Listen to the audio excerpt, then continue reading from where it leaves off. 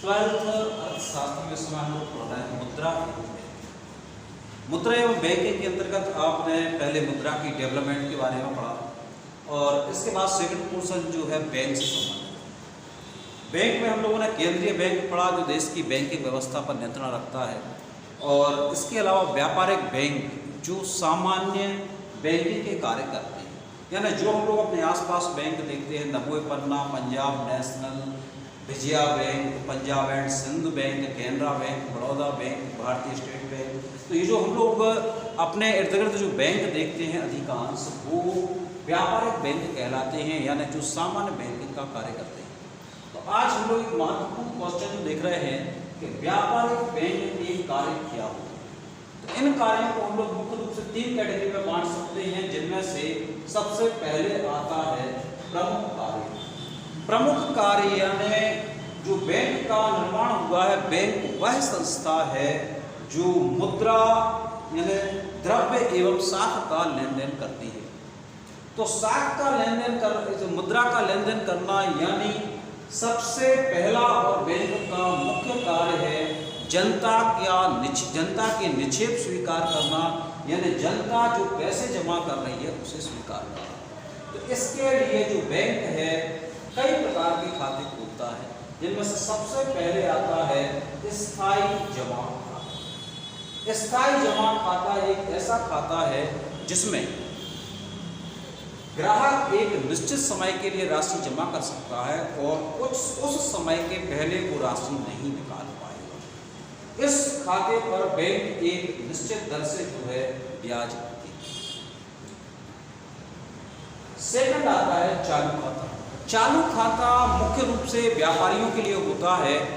इसमें जो व्यापारी हैं कितनी भी रकम इसमें जमा कर सकते हैं, निकाल सकते हैं, बैंक किसी प्रकार का हस्तक्षेप नहीं करेगा। इस खाते पर जो है बैंक ब्याज नहीं देती है, अधिक कर्ज की सुविधा देती है, चेकबुक की सुविधा भी इस खाते पर रहती है। गृह बचत खाता, ऐसे ग्राहक जो बहुत कम इनकम वाले हैं, बल्कि आप कह लीजिए जैसे गृहिणी हैं, बच्चे हैं, जो छोटी छोटी बचतें करते हैं, इनके लिए बैंक एक गुल्लक दे देता है जिसमें वो अपनी छोटी छोटी बचतें जमा करते जाते हैं। चूंकि उस गुल्लक पर एक ताला लगा होता है, यानी आप उसमें सिक्के रुपए डाल तो सकते हो, निकाल नहीं सकते। जब वह गुल्लक भर जाती है तो उसको लेकर कस्टमर बैंक जाता है, बैंक उस गुल्लक को खोलकर पैसे गिनता है और जितने पैसे होते हैं वह आपके अकाउंट में चढ़ा के बैंक में जमा कर देता है और खाली गुल्लक फिर से ताला लगाकर दे देता है। आवर्ती जो जमा खाता होता है यह छोटी छोटी बचतों के लिए होता है। पता चला कि बैंक का कर्मचारी आएगा, आपसे हर माह एक निश्चित रकम ले जाएगा। कई बार इस तरीके के कुछ जो उनके प्रतिनिधि होते हैं हर दिन आपसे कुछ रकम ले जाएंगे और आपके अकाउंट में जमा कर देंगे। बचत खाता ऐसा खाता है कि जिसमें हम अपनी छोटी छोटी बचतें जमा करते हैं और ये आप जो है सप्ताह में करीब वो 1 या 2 बार की सुविधा देते हैं, यानी सप्ताह में आप 1 या 2 बार रकम निकाल सकते हो, जमा कर सकते हो और इस पर ब्याज देते तो है पर उसके ब्याज के रेट काफ़ी कम होते हैं। तो ये व्यापारिक बैंक का मुख्य कार्य हो गया जनता के निक्षेप स्वीकार करना। सेकंड होता है ऋण प्रदान करना। ऋण प्रदान करने के अंतर्गत जो है सबसे पहले आ जाता है नगद साख। नगद साख के अंतर्गत यदि कोई व्यक्ति बैंक से ऋण ले रहा है और ये ऋण उसे पूरा एक बार में नहीं देना है, यानी इसका मतलब ये है कि कस्टमर जो भी ऋण ले रहा है उस ऋण की रकम बैंक निकालकर उसके खाते में जमा कर देगा और ग्राहक अपनी आवश्यकता पड़ने पर थोड़ी थोड़ी रकम निकालता रहेगा, यानी उसे पूरी रकम एक साथ निकालने की जरूरत नहीं है। सेकंड होता है बैंक अधिक कर्ज।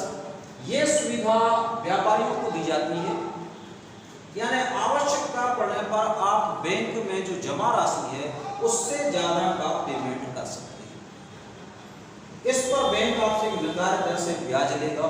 इस सुविधा को देने के लिए जो है बैंक आपसे कोई अचल संपत्ति, कोई कीमती डॉक्यूमेंट आपसे जमानत के तौर पर रखवाएगा। लेकिन सबसे बड़ी बात यह कि आपको कोई अर्जेंट पेमेंट करना है, बैंक में रकम पर्याप्त नहीं है, तो इस सुविधा के माध्यम से आप कर सकते हैं। सामान्य ऋण, सामान्य ऋण यानी ऐसा ऋण है जिसमें जो आप आमतौर पर लोन देखते हो, ऋण देखते हो कि एक निश्चित रकम जो है आप उधार ले सकते हो और वो रकम आपको किस्तों में एक निश्चित उस पर चुकाना है, उस पर एक निर्धारित राशि से ब्याज रहेगा। ग्राहकों के बिल बट्टे पर बुलाना, 11th में एक चैप्टर आपने पढ़ा होगा विनिमय विपत्र। विनिमय विपत्र यानी आपको एक निश्चित समय के बाद पेमेंट मिलना। तो आपके लिए जो विपत्र के माध्यम से पेमेंट मिलना है, फॉर एग्जाम्पल वो 3 माह बाद मिलना है। आपको पैसे की अर्जेंट आवश्यकता है, लेकिन जो आपका जिससे आपको पैसे लेना है, आपका देनदार है, वो आपको पेमेंट 3 माह बाद कर रहा है। तो ऐसी स्थिति में बैंक आपको ये सुविधा दे देता है कि बैंक बिल आपसे ले लेगा और तुरंत आपको पेमेंट कर देगा। यानी जो आपको अर्जेंट आवश्यकता थी वो बैंक आपको पेमेंट कर देगा और भविष्य में जो देनदार से पेमेंट मिलेगा वह बैंक को मिल जाएगा।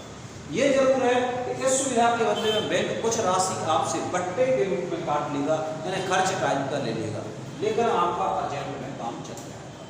तो सेकंड कार्य का ऋण प्रदान करना। थर्ड है सहायक कार्य, यानी एजेंट के रूप में कार्य करना।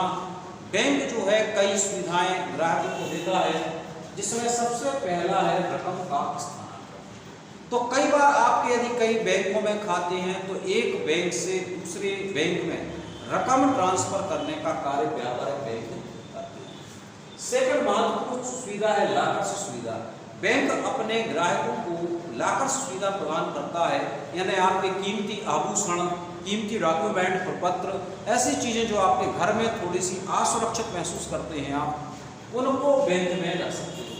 यदि आपको इसके बारे में नॉलेज है तो अच्छी बात है, और नहीं नॉलेज है तो लाकर्स में मैं आपको बता दूं कि लाकर्स में जो ग्राहक का लाकर होता है उसमें 2 लाख होते हैं।